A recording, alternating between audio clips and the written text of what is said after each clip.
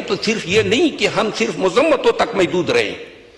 اور آج کیا ہی اچھا ہوتا کہ ایک سنجیدہ کوششیں آتی, سروسز چیف کو بلائیں, بٹھائیں, 2 مہینے کی آپ پالیسیاں بناتے ہیں, رد الفساد, ضرب عضب, یہ آپریشنوں نے کیا نتیجے دیے؟ 24 سال سے قوم نفسیاتی مریض ہو گئی ہے اور ناکام ہے. ناکام ہے یہ دہشت گردی کے خلاف ہماری جنگ, کوئی کامیابی نہیں ہے. پاکستانی مر جاتے. اس دن بنو میں جب ISI کے دفتر پہ اٹیک ہوا تو جناب علی 13 سویلین مرے, اور جناب ٹی وی پہ پٹیاں چل رہی ہے کہ جناب افواج پاکستان کو مبارکباد, کیا کامیاب, 6 دہشت گرد مرے, 13 ہم مرے, اور مبارک تقسیم ہو رہی ہے. خدا کا خوف کرو, کیا کر رہے ہیں آپ لوگ؟ یہ واقعات تو پھر بھی ہوں گے. آج وزیر اعظم صاحب گئے بلوچستان اور آرمی چیف صاحب بھی گئے ساتھ میں, تو یہ واقعات ہونے کے بعد ہمیں یاد آ جاتا ہے کہ ہم نے کوئی رول ادا کرنا ہے. آئندہ کے لیے کوئی روڈ میپ ہے ہمارے پاس؟ بھائی قوم دہشت گردی کے خلاف لڑائی کے لیے کوئی بتا سکتا ہے کیا اسٹریٹجی ہماری؟ 2 ماہ 3 ماہ ہماری اسٹریٹجی ہوتی ہے, پھر تبدیل ہو جاتی ہے. ایک اسٹیبلشمنٹ آتی ہے طالبان کو مارنا ہے, دوسری کہتی ہے لانا ہے, تیسری کہتی ہے چھڑانا ہے. یہ کیا ڈرامہ ہے؟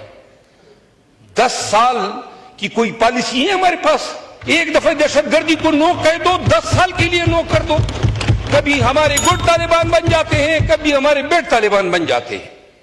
یہ کون سی پالیسیاں سے ہم ریاست کو چلا رہے ہیں؟ پاکستان کے عوام کو اپنے اداروں کی ان پہ در پہ ناکامیوں کی وجہ سے نفرت ہونے لگی ہے. ہم پاکستان کے بچوں کو اپنی ان کی زندگی کی گارنٹی دے سکتے ہیں؟ ہمارے APS کا ایک ثانیہ تو نہیں ہے. آئے دن میرا اپنا باپ شہید ہوئے ہیں دہشت گردوں کے ہاتھوں, میرے خاندان, میرے قبیلے کی 142 لاشیں میں نے اٹھائی ہے.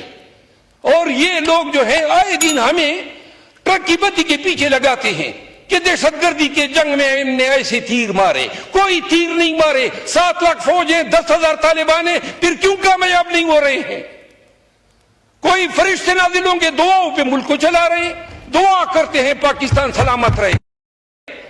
اور جنہوں نے ہتھیار اٹھائے ہوئے ہیں بلوچستان میں, وہ ان میں سے بہت سے نوجوان تو ایسے ہیں نا, وہ کہہ رہے ہیں کہ ہمیں ہمارے گمشدہ افراد کی کم از کم لاشیں یا ہڈیاں تو دے.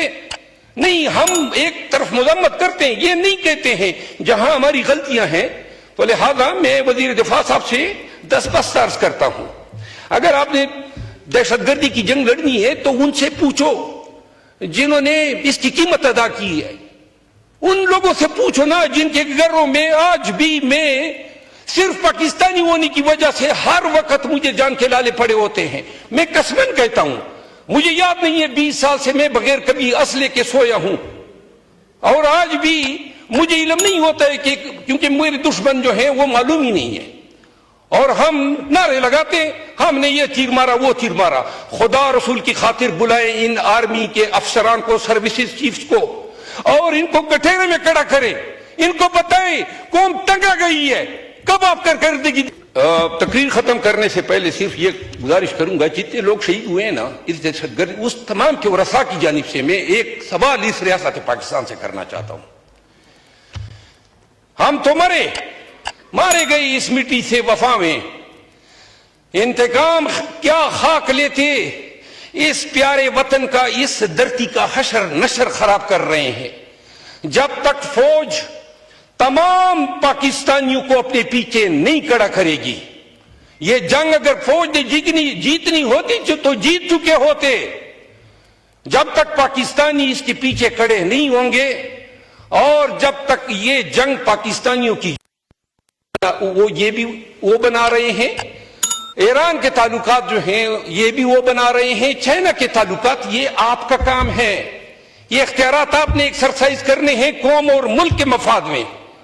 سارے اختیارات ایبڈیکیٹ کیے ہوئے ہیں. وہ کہتے ہیں ہم نے آپ کو وزیر بنا دیا, آپ بھی پدکتے پھرتے میں وزیر ہوں.